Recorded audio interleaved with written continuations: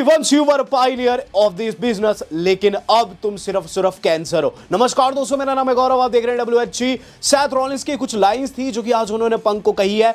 Monday night raw खत्म हो गई है, कैसी रही है, चलिए फास्ट फास्ट डिस्कस कर लेते हैं।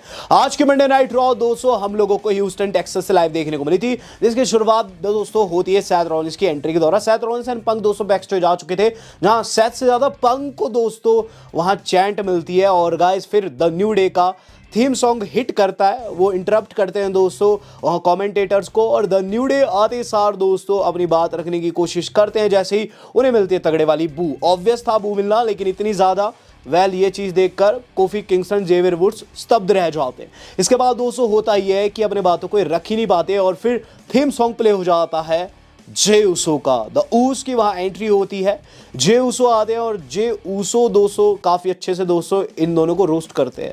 जे उसो सबसे पहले तो ये चीज कहते हैं ह्यूस्टन इन्हें कहने दो, ये अपनी बात रखना चाहते हैं, लेकिन ह्यूस्टन की क्राउड इन्हें कुछ कहने ही नहीं देती है, इतना तगड़ा बू मिलता है।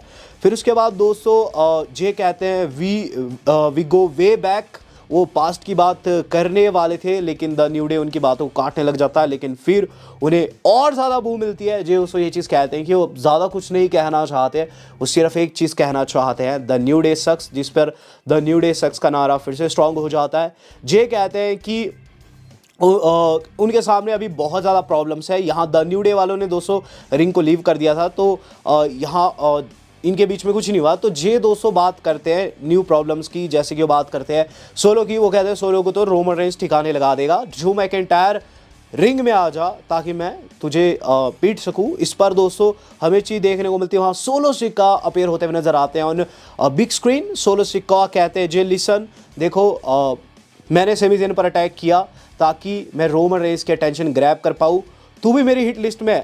रीज़न बस यही है कि तूने और जिमी ने मिल लिया फिर से रोमन रेंज के साथ जाकर, और इसके पीछे का तर्क मुझे समझ नहीं आता। जो कुछ उसने किया उसके बाद भी जाकर तुम उसे ज्वाइन कर रहे हो, तुम्हें हमारी ब्लड लाइन में आना चाहिए था। और रही बात रोमन की, तो रोमन को मैं नेक्स्ट वीक देख लूँगा। अगली मंडे नाइट रॉ में मैं उला फाला माला रिटेन करने वाला हूँ और फिर तुम सब लोग मुझे एक्नॉलेज करोगे। इन द मीन टाइम दोस्तों ड्रू मैकिंटायर ने पीछे से आकर जे पर अटैक कर दिया और काफ़ी तगड़े तरीके से उन्हें पीटा। जे ने फाइट बैक की कोशिश की, लेकिन उन्हें ग्लास को किक लग जाती है, और ग्लास को लगने के बाद दोस्तों हमें चीज़ देखने को मिलती है कि ग्लास को किसके बाद दोस्तों ड्रू के सामने आ जाते हैं ऑफिशियल्स, जो कि उन्हें रोकने की कोशिश करते हैं। ड्रू भी जाने की एक्टिंग करते हैं, लेकिन फिर वापस भाग कर आते हैं और गाइस क्लेमोर लगा ही देते हैं वहाँ अपने जे उसो को, और जे उसो दोस्तों वहाँ टेक आउट हो गए। जिसके बाद दोस्तों हम लोगों ने चैड वर्सेस ओटिस देखा। काफ़ी लंबे टाइम के बाद दोस्तों मैच हो रहा था और गाइस काफ़ी हाई स्टेक्स थे। मुझे लगा ओटिस जीतेंगे, लेकिन एंड में दोस्तों जो महिला सुपरस्टार रहती है ना नाइल, उन्होंने हेल्प किया दोस्तों चैड को, और उसके चलते दोस्तों यहाँ ओटिस हार गए। उन्हें सबमिशन लगा, उन्होंने टैप आउट कर दिया है एंकल लॉक के ऊपर। ओटिस को जीतना चाहिए था मेरे हिसाब से इस मैच में, लेकिन साल का अंत था, आखिरी रॉ थी, इसके अंदर ओटिस स्टिल एक लूजर की तौर पर उभरे। हम लोग देख रहे हैं दोस्तों अब इससे अगला सेगमेंट, जो कि था हमारी रिया ब्लडी रिप्ली का। रिया रिप्ली दोस्तों आप प्रोमो कट करते हुए नजर आ रही है। ये चीज़ कहती है कि ये साल उनका होने वाला था, लेकिन लिव ने सब कुछ गलत सलत कर दिया।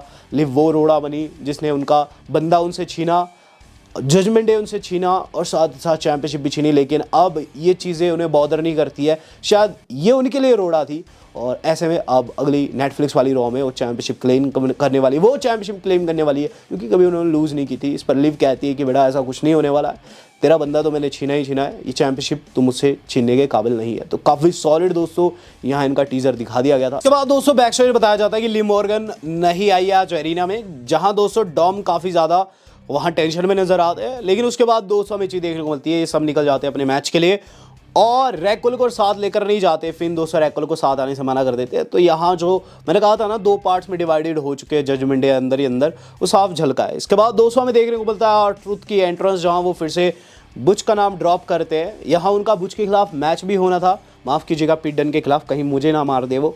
तो यहाँ दोस्तों पीट डन के खिलाफ उनका मैच होना था, लेकिन पीट डन ने पीछे से आकर उन पर अटैक कर दिया एंड ये चीज़ कही कि उनका नाम बुच नहीं है। इसके बाद दोस्तों जो अगली चीज़ हम लोग देखने को मिलती वो रहता है डकोटा काय का मैच। तो डकोटा काय हमारी जो है यहाँ फेस कर रही है दोस्तों जोई स्टार्क को। मैच दोस्तों वही था आईसी टाइटल वाला दोस्तों, क्वालिफायर जो रहता है वो था, सेमीफिनाले था। और इसके अंदर दोस्तों डकोटा काई की तगड़े वाली जीत हुई, मैच काफ़ी डिसेंट रहा। इसके बाद दोस्तों जो अगली चीज़ हम लोगों को देखने मिलती है वो रहती है दोस्तों यूएसए नेटवर्क पर बीते कई साल, तो शायद से 1993 था जब यूएसए नेटवर्क पर गई थी WWE, और तब से लेकर दोस्तों अभी तक यूएसए नेटवर्क पर ही थी। लेकिन अब अगले हफ्ते से नेटफ्लिक्स पर स्विच करने वाले हैं, तो यहाँ दोस्तों वो मोमेंट्स दिखाए जाते हैं यूएसए नेटवर्क के, जैसे कि द रॉक दिखाए गए वहाँ, इवन एज को भी दिखाया गया है जो कि इस वक्त AEW के सुपरस्टार है। इसके बाद दोस्तों हम लोगों को देखने को मिला है द जजमेंट डे का मैच, जहां दोस्तों उन्होंने एक नए थीम के ऊपर एंट्री ली। यस गाइस, अब इनका थीम सॉन्ग चेंज हो चुका है, जिसके बाद हम लोगों को War Raiders and Damian Priest आते हुए नजर आते हैं। 6 के बीच में मैच होता है, मैच वाज गुड। मैच के अंदर दोस्तों हमें चीज़ देखने को मिलती है कि एंड में जैसे डेमियन के पास टैग जाता है वो डॉम की रेल बना देते हैं और मैच को अपने नाम कर देते हैं। लेकिन उसका फिन ने डेमियन प्रिस्ट की टांग के ऊपर हमला किया और उन्हें छोटी सी चोट भी वहाँ उन्होंने पहुंचाई है, भला वॉर रेडर्स का, वरना अटैक और ज़्यादा खतरनाक हो सकता था। जे उसो दोस्तों बैक स्टेज जा रहे हैं, उन्हें मिलते हैं एडम पेयर्स। जे उसो को एडम पेयर्स कहते हैं, मैं जानता हूँ तुम क्या चाहते हो, तो मुझे काम करने दो, ड्रू मैकिंटायर और तुम्हारा मैच बनाने दो। अगर तुम्हें मैच चाहते हो तो तुम यस कर सकते हो। लेकिन जे कहते हैं यीट। और गाइस नेक्स्ट वीक होने वाला है ड्रू मैकिंटायर वर्सेस जे उसो, जो कि एक नया मैच कंफर्म हुआ आज की रॉ में। एक और नई चीज़ कंफर्म हुई, वो है guys pentagon junior. Yes guys, pentagon junior के हम लोगों को विनर्स देखने को मिल रहे थे हर हफ्ते, आज कंफर्म ही हो गया, क्योंकि इस बारी दोस्तों वो जीरो वाला नहीं बल्कि गाइस पूरा उन्होंने पेंटागन का चेहरा ही दिखा दिया वहाँ कार्टूनिश वे में। और गाइस अब बात साफ हो चुकी है, ये मैक्सिकन सुपरस्टार जो है अगले हफ्ते आने वाला है और काफ़ी कहर बरपाने वाला है। कहर की बात लग रही है तो यहाँ दोस्तों आ चुके थे रिंग में लुडविक काइजर, कहर बरपाने की बात कर रहे थे। और गाइज यहाँ वो कॉल्ड आउट कर दे ब्रॉन ब्रेकर को, लेकिन वहाँ आ जाते शेमस, और शेमस दोस्तों उन्हें तगड़ा बीट डाउन दे देते हैं, ब्रोक किक भी लगाते हैं और फिर दोस्तों अपना पोज वोज मारते हैं उनके ऊपर से और सेगमेंट खत्म हो जाता है। इसके बाद दोस्तों ओटिस चैड को ये चीज़ कहते हैं बैक स्टेज की, कोई बात नहीं, आज तुम हार गए, ये सब चलता रहता है, तुम्हें एक और मौका मिलेगा। जिसके बाद वहाँ से ओटिस तो चले जाते हैं, लेकिन द न्यू डे वाले आकर मजाक उड़ाने लग जाते हैं रे का, और ये चीज़ कहते हैं कि तुम लॉकर रूम लीडर बनने के लायक नहीं हो, जिस पर रे उन्हें एक टैग मैच के लिए चैलेंज कर देते हैं। लेकिन द न्यू डे ये चीज़ कहते हैं कि तुम्हारे पास कोई सही सा पार्टनर नहीं है। तो मुझे क्या लग रहा है कि ये जो पेंटागन जूनियर है ना, ये गाइज नेटफ्लिक्स वाली रॉ में आएंगे and Rey Mysterio and pentagon junior हो सकता है द न्यू डे को वहाँ डिस्ट्रॉय करे। इसके बाद दोस्तों सेकंड सेमीफिनाले बिगन हो चुका है और यहाँ ईओ स्काई फेस कर रही थी दोस्तों हमारी लायरा वोल्केरिया को, और मैच के अंदर खास चीज़ें थी, अगर ईओ स्काई जीत जाती फिनाले में उन्हें अपनी फ्रेंड डकोटा काई को फेस करना पड़ता। लेकिन क्या ईओ स्काई जीती? जी नहीं, वहाँ जो लायरा वोल्केरिया है वो जीत गई, एक यूनिक सा सबमिशन उन्होंने लगाया। ये मैच आज की नाइट का सबसे बढ़िया मैच था, मुझे लग रहा था ईओ स्काई जीतेगी, लेकिन स्पिन फॉल के चलते यहाँ लायरा वोल्केरिया जो है क्वालिफाई करके सेमीफिनाले में अब डकोटा काई वर्सेस वोल्केरिया होने वाला है। इसके बाद दोस्तों रोमन रेंस की तरफ से, या फिर कह लीजिए रोमन रेंस के लिए एक बड़ा दोस्तों डब्ल्यू वालों ने प्रमोशनल वीडियो चलाया और काफ़ी अच्छा था, काफ़ी यूनिक दोस्तों इसके ग्राफिक्स थे। माला दिखाई जाती है, बताया जाता है पहले रोमन रेंस का पक्ष। रोमन रेंस कहते हैं कि उलाफाला माला को क्लेम करने वाले हैं। सोलो कहते हैं they will be only one tribal chief. और उसके बाद दोस्तों ग्राफिक्स में दिखाया जाता है सब कुछ इनकी हिस्ट्री के बारे में, स्पीयर रोमन रेंस के, सोलो स्काई के स्पाइक्स, और ये चीज़ बताई जाती है कि एक ही ट्राइबल चीफ निकल कर आएगा, द ओनली चीफ, जो कि गाइज हम लोगों को नेटफ्लिक्स वाली मंडे नाइट रॉ में, जो कि नेक्स्ट रॉ रहने वाली है 6 तारीख की, वहाँ देखने को मिलेगा। अब गाइस बात कर ली जाए अपने main event of the evening की। Main event of the evening से पहले दोस्तों एक और न्यूज़ निकल कर सामने आ रही है कोडी रोड्स के। अगर आप बड़े वाले फैन हैं तो आपको ये न्यूज़ सैड कर सकती है। कोडी रोड्स अगले सिर्फ 6 साल तक फाइट देने वाले। यस गाइस, कोडी रोड्स के ऊपर इसी बीच न्यूज़ निकलती है, बताया जाता है कोडी रोड्स जो है वो 45 केज तक रेसल करेंगे। कोडी road doesn't see himself wrestling full time past 45, यानी कि अभी वो फुल टाइमर के तौर पर हम लोगों को हफ्ते दर हफ्ते देखने को मिल रहा है, लेकिन 45 साल की उम्र के बाद दोस्तों हो सकता है या तो रिटायर हो जाए या फिर गाइस पार्ट टाइमर हो जाए। अब बात इतनी सी कि कोडी रोड्स की इस वक्त एज है 39, अगर मैं गलत नहीं हो तो यहाँ 6 साल बच रहे हैं कोडी रोड्स के। अगर आप बड़े वाले फैन हैं तो ये चीज़ आपको काफ़ी सैड करेगी। हम बात कर लेते हैं दोस्तों अब अपने main event of the evening. तो guys main event of the evening जो कि नाइट का था वो था सैथ फ्रीकिंग रॉलिंस वाला। और गाइस क्या ही मेन इवेंट था, इसके अंदर लिटरली दोस्तों सैथ रॉलिंस ने धागा खोल दिया है। मेरे हिसाब से दोस्तों पंक को माइक पर हराना बहुत मुश्किल रहता है, लेकिन आज सैथ रॉलिंस ने दिखा दिया है कि इतना भी मुश्किल नहीं है। सैथ रॉलिंस आते हैं और सैथ रॉलिंस ये चीज़ कहते हैं कि ये लास्ट मंडे नाइट रॉ है, लास्ट शो है साल का, और ऐसे में बैंक के साथ इसे ख़त्म करना चाहते हैं। हो सकता है अगर सैथ रॉलिंस नेक्स्ट वीक जीत जाए तो पंक 10 साल के लिए WWE को फिर से छोड़ दे, क्योंकि चीज़ें उसके अनुसार नहीं जाएगी। Self proclaimed best in the world की फाइट होने वाली है next week, real best in the world यानी कि मेरे साथ। और यहाँ दोस्तों बिल्कुल हाइप कर देते हैं इस पर्टिकुलर मैच को। और उसके बाद दोस्तों ये चीज़ कहते हैं कि पंक जो है वो शायद नेक्स्ट मंडे नाइट रॉ में सेम ना रहे और WWE को छोड़ दे, क्योंकि वो एक बहुत बड़ा रोंदू है। इस पर दोस्तों हमें ये चीज़ देखने को मिलती है कि वहाँ पंक की एंट्री होती है, पंक आते हैं और पंक दोस्तों ये चीज़ कहते हैं, क्या यही चीज़ तुम ऑस्टिन को भी कहोगे? क्या यही चीज़ तुम अपनी वाइफ को भी कहोगे जिसने WWE को छोड़ रखा है? क्या देखो, तुम्हें इस बात का बुरा लग रहा है कि मैंने तुम्हें अबैंडन किया और मुझे इसका कोई भी रिग्रेट नहीं है। तुम खुद बीते 10 महीने को उठाकर देख सकते हो, तुम खुद को देख सकते हो, तुम्हारी नेक कैसी है, तुम्हारी टांग कैसी है। वेल, तुम तो ब्रॉन्सन रेड से बदला भी नहीं ले पाए, एंड गेस व्हाट, तुम्हें गुस्सा किस बात का है कि मैंने उसे टेक आउट किया, उसकी नी में इंजरी दी। तुम मुझे सेल्फ प्रोक्लेम कह सकते हो, yes I am self proclaim best in the world, but the thing is I here to make big amount of money, और नेक्स्ट वीक वो मैं तुझे विक्टिम बनाकर अर्न करने वाला हूँ लिटिल ब्रो।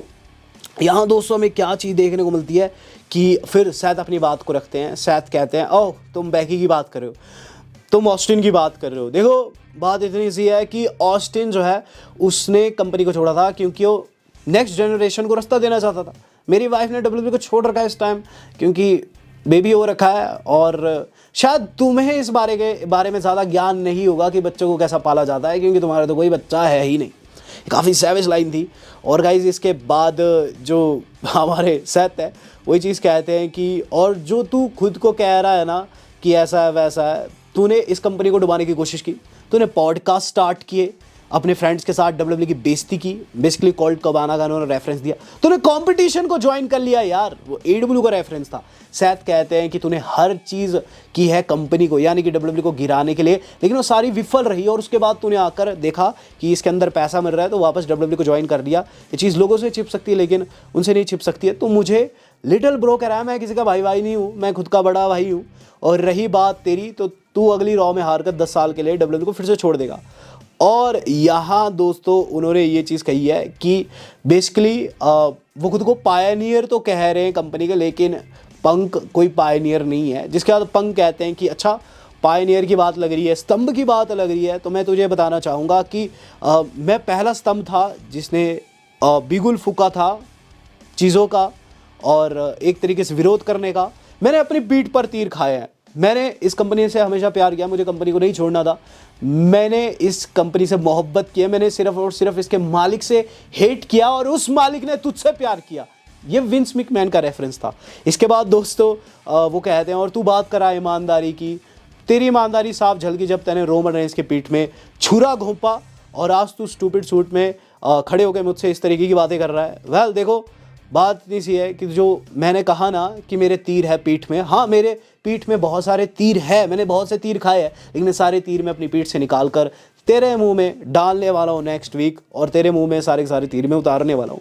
सैथ कहते हैं ओके मैं मानता हूँ कि तू पायनियर कह रहा है खुद को, एक टाइम को तू था इस कंपनी का स्तंभ, लेकिन अब तू किसी कैंसर से कम नहीं है। You are cancer to this business, you are cancer to the locker room, you are cancer to my brain, और मैं इस कैंसर को बाहर निकाल कर फेंकने वाला हूँ। और इस तरीके से दोस्तों सेगमेंट खत्म हो जाता है। बहुत ही तगड़ा सेगमेंट था। यहाँ दोस्तों लिटरली सैथ रॉलिंस ने डिस्ट्रॉय कर दिया पंक को ऑन माइक, जो कि गाइस बहुत रेयर थिंग है। अब देखते हैं नेक्स्ट वीक क्या रहता है, बहुत ज्यादा मजा आने वाला है। आप किसको सपोर्ट कर रहे हैं, do let me know in the comment box. Video आज कितनी थी, आज तक के लिए इतना ही, धन्यवाद, शब्बा खैर।